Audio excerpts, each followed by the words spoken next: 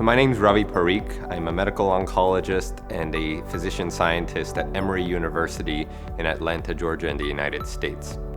My talk focused on the ethics of artificial intelligence in healthcare.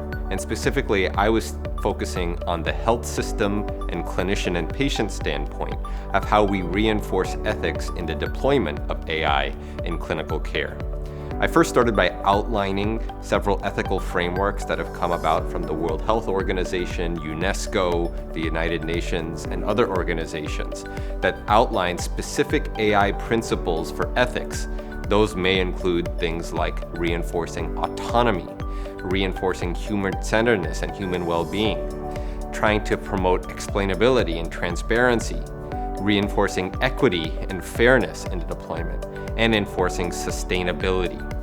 I outlined while these were a good start, they lack specificity about how they could translate into the healthcare setting. For example, reinforcing and trying to promote explainability without sufficient methods to promote explainable AI is somewhat to be a losing proposition.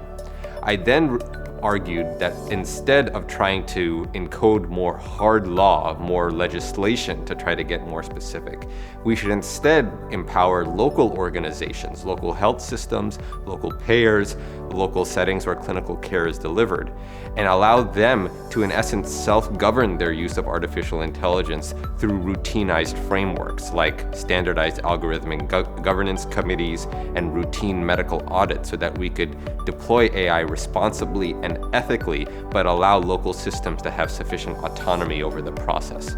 So that was the essence of my talk, and I hope that it's interesting for the Cini audience.